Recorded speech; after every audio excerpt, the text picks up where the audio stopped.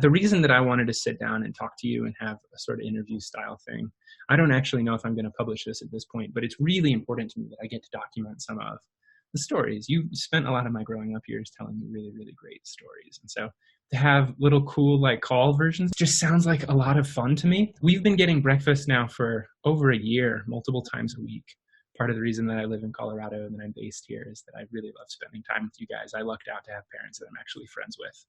You're very cool people. I want to continue that. I figured if we're going to be doing, digital calls anyway, why not make it a bit of a production and have some fun along the way? And so we're recording our Zoom calls and we're going to tell some stories. And at least this one, I think I might publish as a part of the interview series that I'm doing, where I sort of share meals with people and have the same sort of these conversations, but with people that I would love to share meals with from all over the world because of the unique time we're in now. It's really very special time. And I think just to be aware of it, to be looking for alternative ways to still maintain those connections. I mean, our social closeness with other people is what makes humanity so unique. Now we're being told to keep our distance. So this is a great way to bridge that gap. Yes, as much as social distancing is happening, perhaps we can also still be digitally together. And so that's the hope. The main curiosities I have for our conversation are, I know that video has always been important to both of us, but I don't know that I have the complete picture on why yet. And so I'd really like to talk some about your father, my grandfather, who you can tell us a bunch about, so I won't go into any detail there, who was basically the big video nerd in the family, I feel like. In collaboration with Joe, really got us all into this video world. Like, why is this important? Why is this cool? Why is this something we should be paying attention to? Which has affected your life and my life really dramatically. I now do a whole lot of things with online video because of, I think, this lifelong passion that you shared with me initially. And so I really want to get into some of those stories because I think that'll be a lot of fun for me personally, but it'll also be fascinating for people to hear how you grew up in the 50s, 60s, and 70s. Right. And then I also want to kind of move on to how that affected your life and how that affected my life growing up and the ways we're seeing online video now blossom, this video series being a great example of that, actually. So that's kind of the course I want to explore with the conversation. But yeah, why don't you get us started? How do you think about, in your mind, as someone who grew up in the second half of the 20th century, how do you think about when video hit the average person? Like, when did it become something that like a person could video? Well, I think what's very interesting is that a lot of families in the early 1960s, middle 1960s, became very intrigued with Super 8 and 8mm home movies. So I remember the stories that are most special to me in regards to that was my oldest brother, Joe, came home from Vanderbilt, and he brought a little 8mm movie camera and said to my father, "Hey, Dad, look at this. We can make home movies at Christmas when we get together, blah, blah." And my dad was like, "Oh yeah, I got to get one of those. Maybe get that as an after Christmas present, or let's get hold of that right now and start making moving pictures." Why my dad was so intrigued by that, he had grown up as a son of the founder and editor of a little weekly newspaper in a little rural town in southwest Georgia. My grandfather, John Milton, was born in 1869. My grandfather. I got to interrupt you there for a second. There are a whole bunch of dates. 1869, first of all. We have to take a moment to just like, I'm sorry, your grandfather was born in 1869? Not like your great-great-great-grandfather? Right. My whole family has been doing this, like, have kids at 40 years old thing. That's a mess. Okay. But before we get into that, like, personal family history, this is really interesting. It just hit me that even our cultural memories of sort of our nation's shared memory are really very informative when it comes to when people got video or got photos, right? When we think about the 10s and 20s and 30s, we see those in like still black and white pictures. A lot of us, right? If you think about like the Great Depression, what picture comes to your mind, right? It's a sepia picture of people standing outside of a bank, probably for most people. When you think about, okay, 30s, 40s, 50s, we don't really have concrete like cultural video memories of those moments.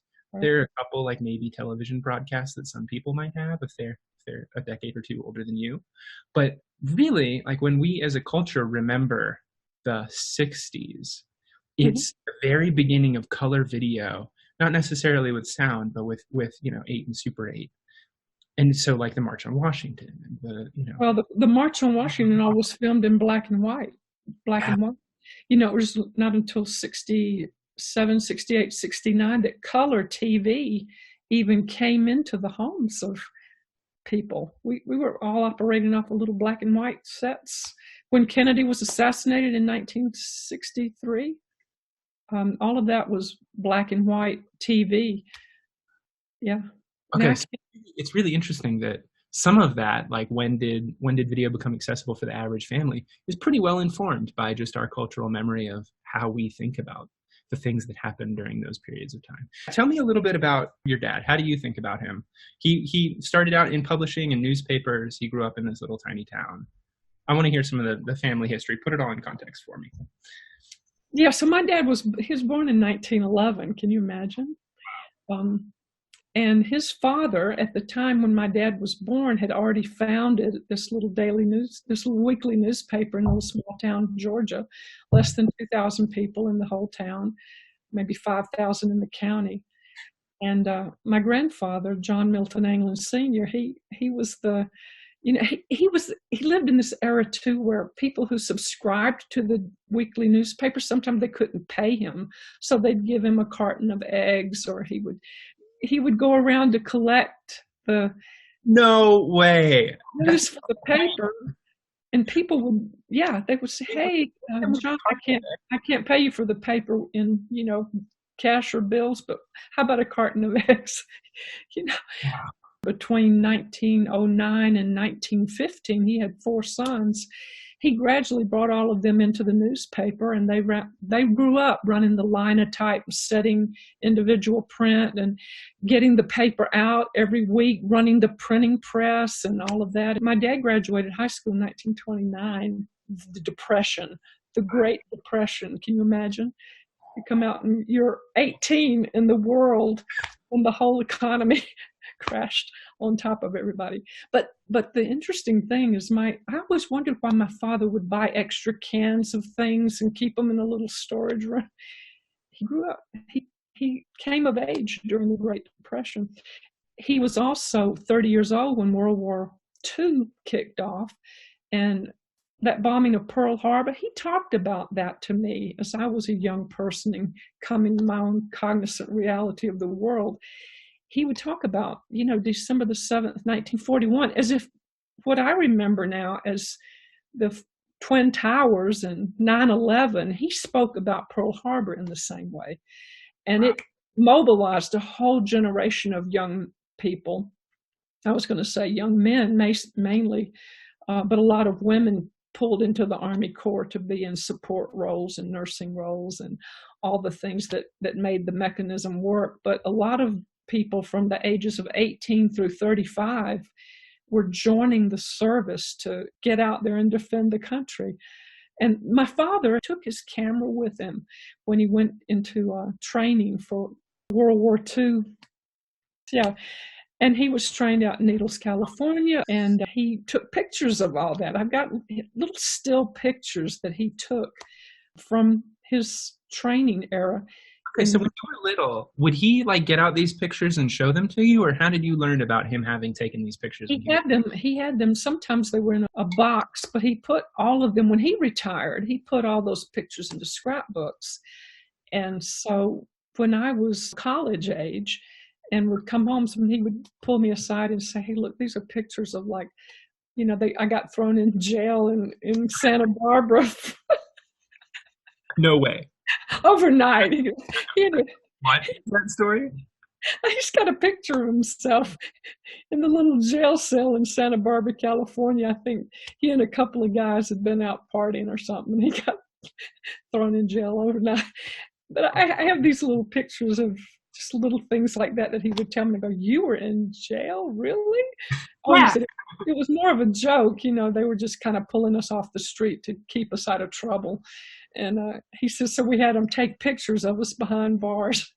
Oh my gosh, that's so funny. I saw these funny little things where he would also, he would be taking a picture and use a mirror to sort of show himself taking the picture. He was very, very intrigued by photography himself. So like an early sort of selfie or like a mirror selfie?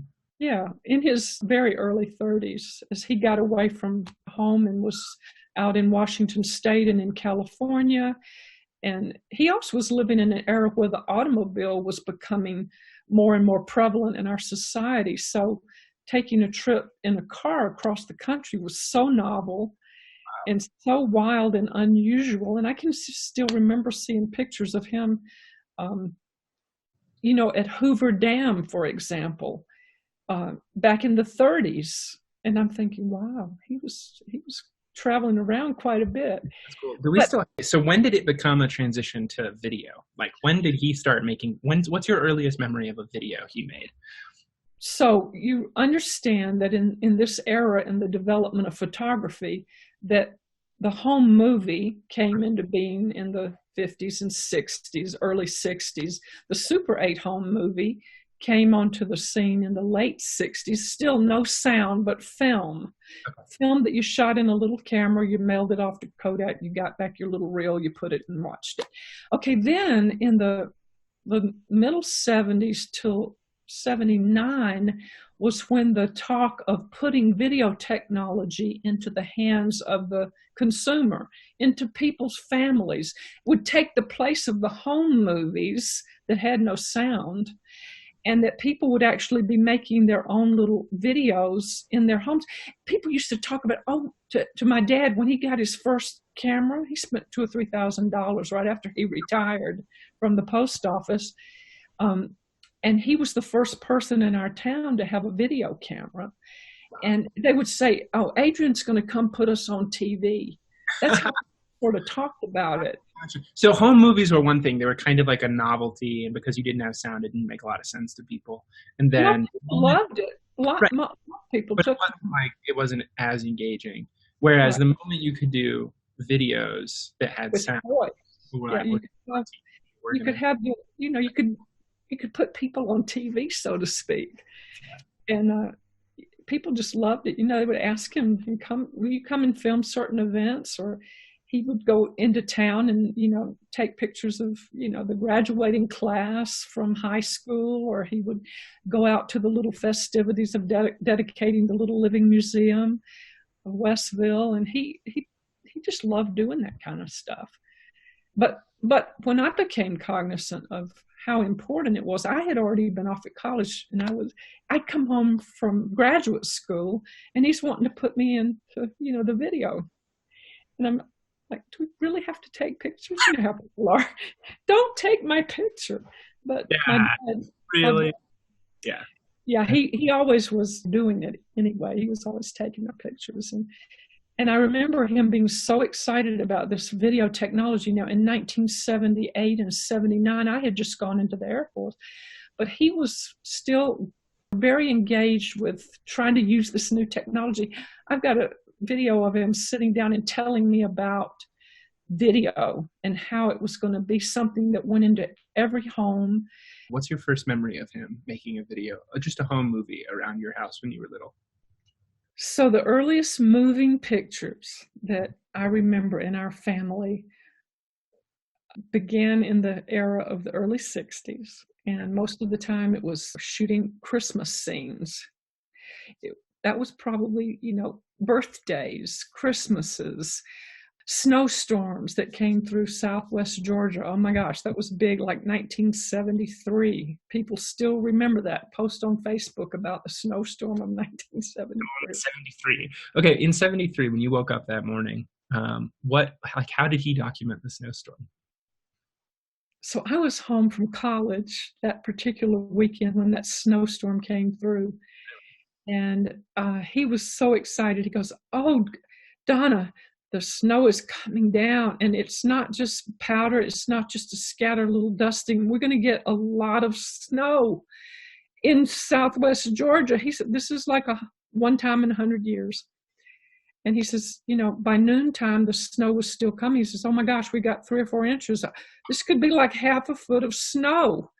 And he says, I got to get the movie camera out, we got to go around town and take pictures. And he says, look, I can't believe you're home from Auburn. You're here on a university weekend, home from school, and the snow is falling. And yeah, I was a junior at Auburn University at the time, and I was super excited that I was at home and getting to enjoy that with him. So did you hop in the car with him and go? We did. We shot some films around town, and he set the camera up on a tripod in our picture window, and he went traipsing out in the snow and making his own little, his own little versions of what he wanted to show. We swapped positions with me being the cameraman and him being the cameraman, and a couple of those kind of things. So, so things like that were spectacular. They were unheard of, that you would see that kind of a snowfall in that part of the country. And then back then, how would people be able to see that? Like, would he invite people over to watch it, or? That was I think one of the real sad parts of home movies was that, with your family in particular, you would share a home movie night. And in a small town, there might be a neighbor or two who would come over to watch your home movies. But it was kind of a boring sort of thing to think about going over to watch somebody's home movies. Do you really want to do that? Yeah. So we would share those kind of films with my aunt and uncle and my cousins, and sometimes with the next door neighbor would come over and on a Friday night watch, the home movies that. One of the exciting parts was when you took the film and you sent it off to Kodak to develop. With 2 or 3 days, we'd be waiting for it to come in. I wonder if it's going to turn out okay. Well, is the exposure going to be right? Are we going to be able to see any of it? There was not this instantaneous, what you're doing wrong so you can correct it. Nope. It was like, oh my gosh, I remember one time we shot a whole roll of movie film that was double exposed. So he forgot to change out the cartridge and recorded it all over again. Just crazy things like that would happen occasionally. Would it turn out such that you could see both at the same time? Yeah. Or totally see both images. You could see a double exposed.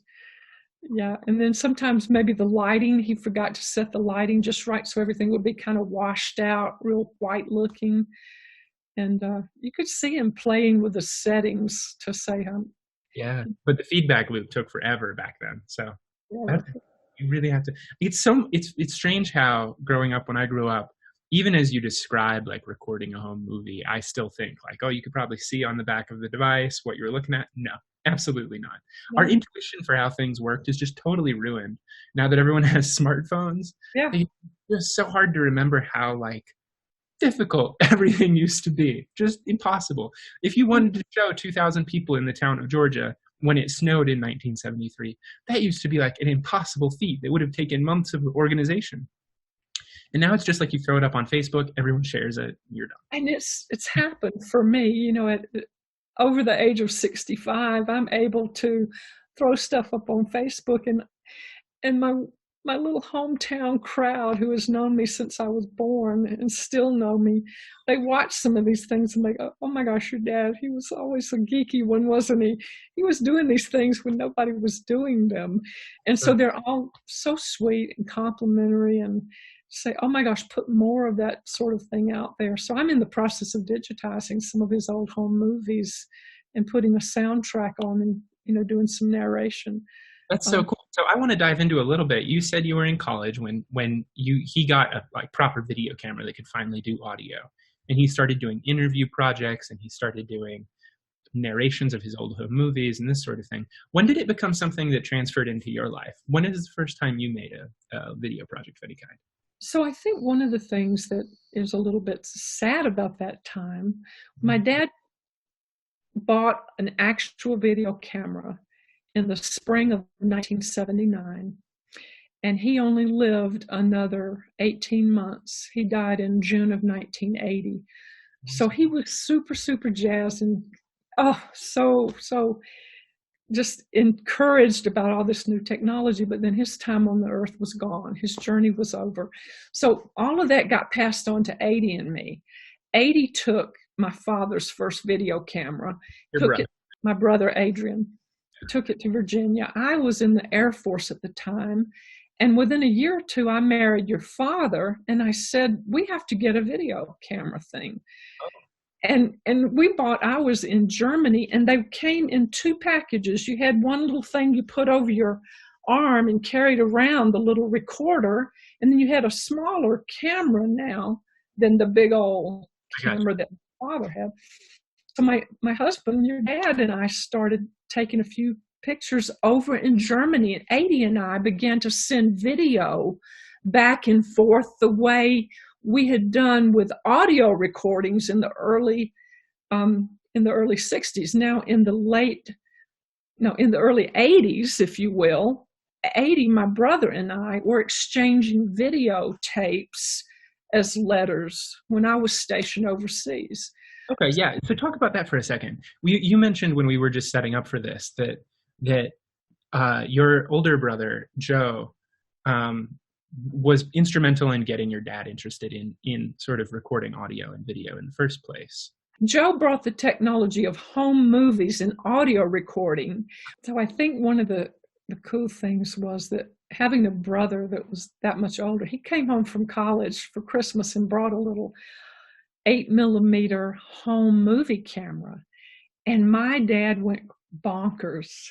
And Joe says, hey, Dad, look, I'm going to take pictures of Christmas morning, and we're going to enjoy those pictures. I'll have to send them off and get them developed. But when they come back in the mail, we can sit down and have a little movie night. And my dad is so excited about it. He goes, I'm buying one of those right now, a home movie camera. Okay, that's really cool. Okay, so then skip forward a lot of years. Now you're married to Dad. You're in the military. He just got out of the military. You're in Germany. Yeah. You're stationed at Ramstein or something? I'm stationed close. I'm stationed in a little remote area called Birkenfeld. It was just up the street from Ramstein. Okay. So then you guys get into, you buy your first video camera.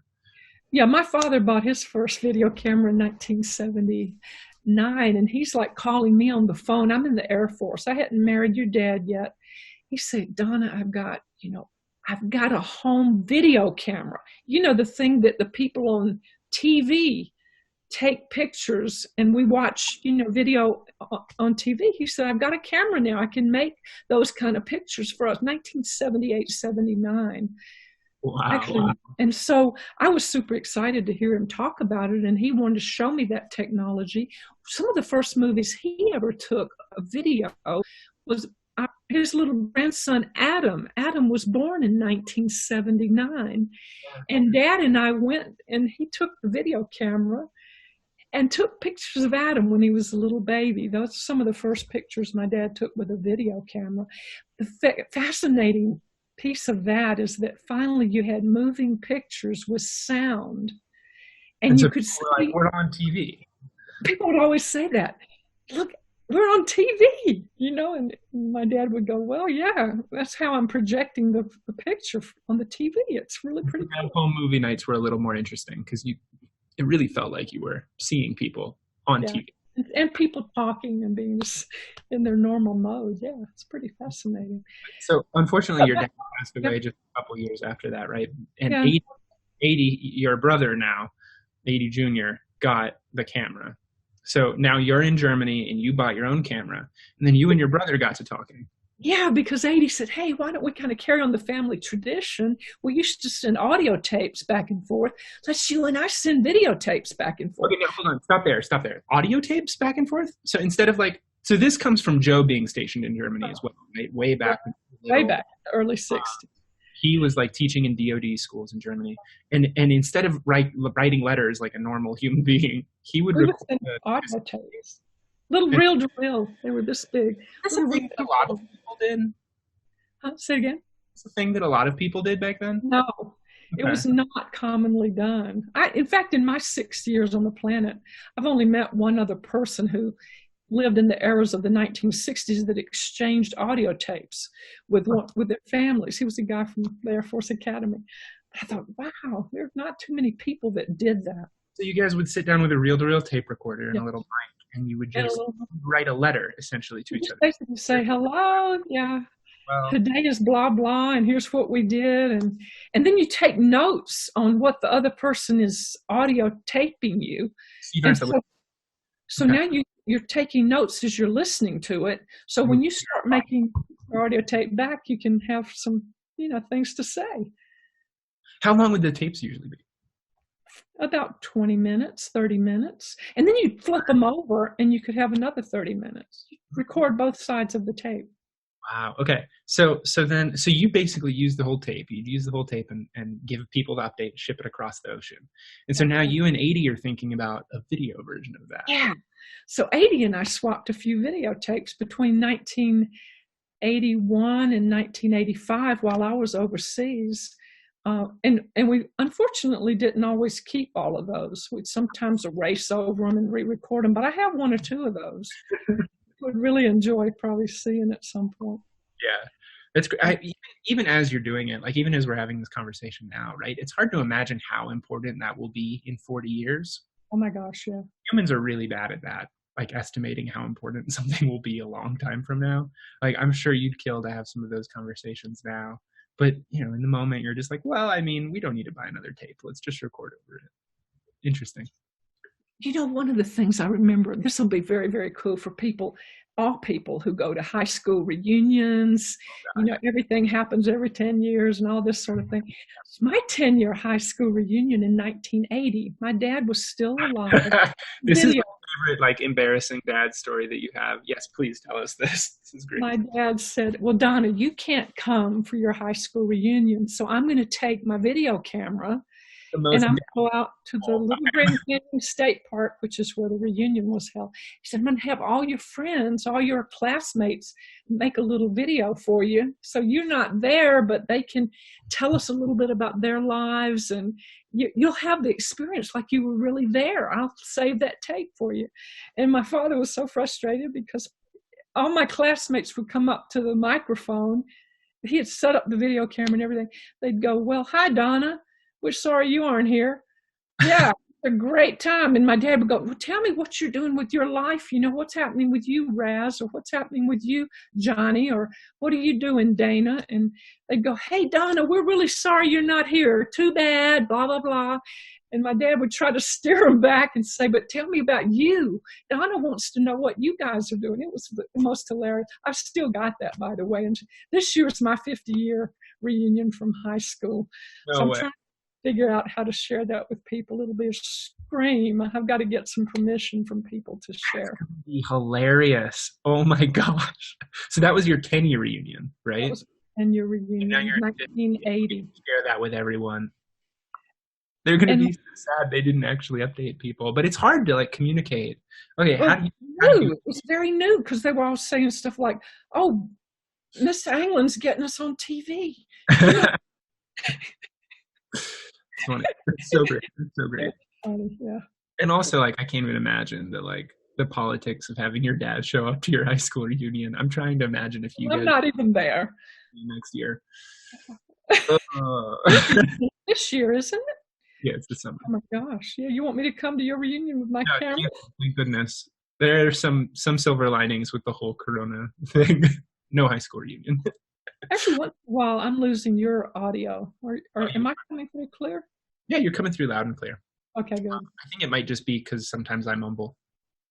So anyway, let me tell you a little bit about the story of once 80 and I started exchanging video. Yes. And I said to your dad, did you guys ever do much with videos? Well, no, we're just buying our first camera in 1981 or 82. So, this technology wasn't available for my family. We have a few home movies. But mind you, this is the family that still hasn't gotten smartphones. So yeah, those folks. But nevertheless, I mean, they took a lot of still pictures. And in all fairness to the Moraco family, they were picture takers too. And you get the sense that music and education and those sort of things were more important to them than tech stuff. Dad was the sole nerd in their family. Exactly. Yeah.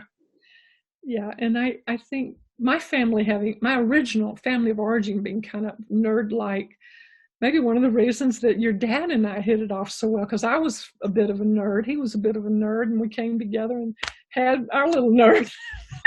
Hey, yeah, that's pretty good summary, I guess. That's But anyway, yeah, we had a lot of fun with, experimenting around with video technology too. And I was the little bit trying to capture things in your early years on video. We did some Christmas videos and things like that. And when you and I traveled some together, trying to take a few videos here and there. But it then by the middle, like 2005, everybody had iPhones. Everybody had video technology in the palm of their hands. One of the more interesting things I think in my life is I didn't even get video as a medium until I think when I had a college roommate who was a film major, then I started like understanding it. Because early on, you remember I borrowed your camera, your Nikon, and I was really into photography. On all of our road trips, I'd take a bunch of pictures, and like whenever we traveled, pictures were sort of what it was about. And that's what I was most familiar with. I went to college and got a degree in photography, and I've always had this fascination with still photos, but I never really, I don't think I wanted to brave trying to do video stuff because it's easy to like, I'm just such a like data and engineering type of person. It's easy to get a picture right. Just to put it simply. And it's so much harder to get a video right. And so I think I was kind of intimidated by that. Like there's so many other moving parts when it comes to video, like lighting and this sort of thing that you can't really fix in post. And so, and more than that, the story, the narrative, the human connection is so much more involved in a video than it is in a picture. It's just, there's a whole lot more going on that you have to think about and do well. And so I just sort of didn't even want to worry about it until I got to college. And then I saw how powerful videos can really be for evoking emotions and feeling like you're getting to know someone. I spent the majority of my college years just watching TED Talks when I should have been doing homework. And so I think I really started to grasp, okay, there's something going on here that I do want to understand and learn how to do adjacent to my photography. But you didn't really see me get into video stuff until, well, maybe I should ask you, when did you first see me really take an interest in videos instead of photos? So I think the first real memory I have of you seeming to sort of get the bug was when video camera technology went from the tape technology to the DVD technology. So you were the one in year 2001, when you were 8 years old, you said, why don't we buy a camera that has the disc technology? We were in Roanoke, Virginia, and we bought a little camera that had a little DVD that you put in the camera to capture video, and that became a fascination for you. It's crazy. The first iPhone, a lot of people don't remember. I saved up a long time, like 6 months, and we waited in line 14 hours. Bless you, Mom. You were such a good mom. We waited in line 14 hours for this first iPhone to come out. And all it could do was take a picture. That's it. Like there was no selfie. There was no self-timer. There was no copy and paste. It could not take a video. That was like miles beyond what it would be able to do for years. They didn't have apps and they couldn't record video. Well, people were still using their little store-bought video cameras. They were still being sold fairly regularly in stores. And this was when YouTube first came out. Like YouTube was just getting started in 2007, 2006. Right. That was one of the apps on the iPhone. You could watch videos, but you could not record them. Right. Yeah. Remember that little television icon was the YouTube interface. Yeah. That really old icon they had, and suddenly it's become very easy. The last few years, video has become extremely important to me because finally it's like a no-brainer. It's unlimited. It's totally free. You can upload and share it with anyone you want. It's become sort of democratized the way every other publishing technology has. Photos have been this way for maybe 20 years now. Pictures, not pictures, but like, I suppose written stuff has been this way for 100 years. Audio has been this way for 50 years. And so it's really cool to see video finally getting here where everyone can make video that's as good as the professional level for free. I have a question for you. So your last couple of years of high school where you did have an iPhone and you had some access to some beginning video technology on the iPhone. You took some pictures at your high school in the hallway. You took a few pictures at camp. Weren't those video pictures that I'm remembering? No. So there were a few videos I made in high school, and they were embarrassing and terrible. I made some time lapse. In your room, and you guys singing and carrying on. And oh my gosh, we made a few music videos that we absolutely do not mention on the internet, of like old Reliant K songs and that sort of thing. Yeah. Just absolute nonsense. There were a few things but I remember one of the earliest moments that any of my friends are documented on video in my life is when I got that MPX 220, that Motorola phone. That was the first thing I had that could record digital videos. And so those are the first things I still have. That's wild. I love that. I can see my middle school friends talking and palling around after school. We'd spend all of our time after school like doing silly things with technology. So I think that's part of why I want to have these conversations with people and start delving into how do we relate to each other as human beings now that we can do so in a way with no barriers that really just feels like, I don't know, I feel like I'm talking to you in the same room with you right now. I do too. I mean, you're almost, it's like sitting in a chair right across from me at a table, and we're just having a conversation. And, you've got your drink, I've got my drink. Here you go. Yeah, there you go. It feels up close and personal, I think, because we're used to having breakfasts, a couple of times a week. And while the video and audio quality won't be like top notch, it's passable. For the first time, we can have a conversation without really any setup and have it be a product that we can share with the whole world. And so I think that is awesome. So that's part of why I'm doing the video series as well. Great, Steve, it would be for you to put together, like you were saying to me a little earlier, I don't know if we had it recorded yet or not, but you were saying to me, I'd love to teach people how to do this, how to put together a situation where they can have this kind of a quality conversation with their family members, with a work colleague, with whatever might just be. And some people would feel like I can't do that. It's too technical for me. You had to get super technical to make it look nice. The thing that's fascinating to me is it's not that hard finally for the first time. Like it used to be just an enormously complex thing to have a conversation like this, record it and be able to share it, edit it, put it together in a way that it makes sense for people. And now the barrier is zero. Like we just went to that link, started a Zoom call, had a conversation, set up our laptops nicely. And so I think for the first time, the vision that your dad had in mind when he got his home movie camera and chased you around the house and recorded all. He got his video camera. Yeah. Yeah. When the things he had in mind when he did that 50 years ago, they're finally possible now and like not difficult, and everyone can do them and everyone has the technology to make it happen. And I think that is pretty exciting. And so this was an important conversation for me to start this little conversation series I'm going to have with, because I wanted to kind of put all that in context, right? Why haven't we been having conversation podcasts like this come out? Mm-hmm. It used to be really difficult. Like it needed to be your full-time job if you were going to do a conversation video podcast, but now it doesn't. It can just be something that we do for fun. And so I think it's very liberating for people. I think it's going to cause a lot of people, a lot of families, a lot of individuals to say, yeah, we can do that. And what a cool thing to start right now in 2020.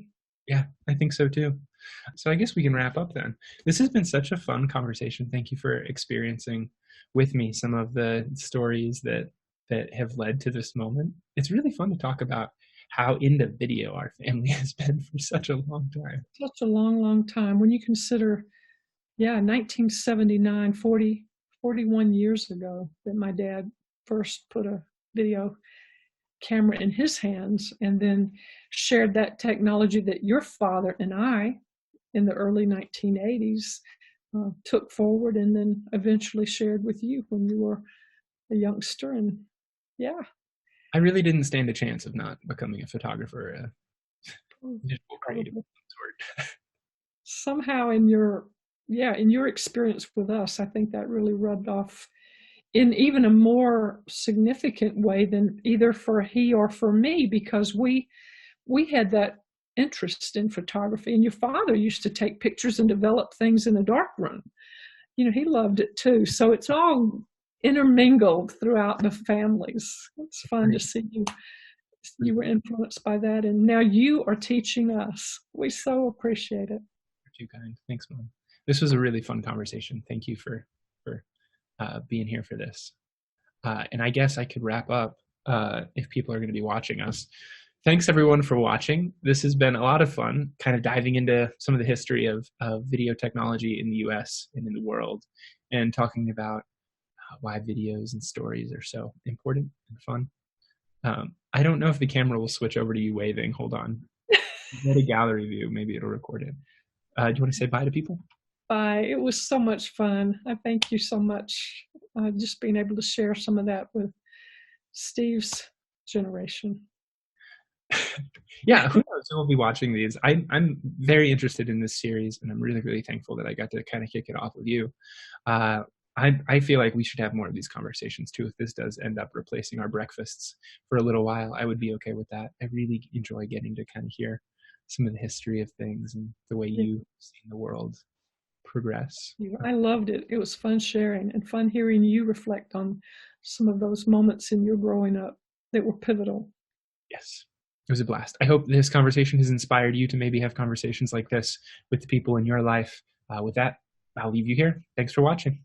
Bye.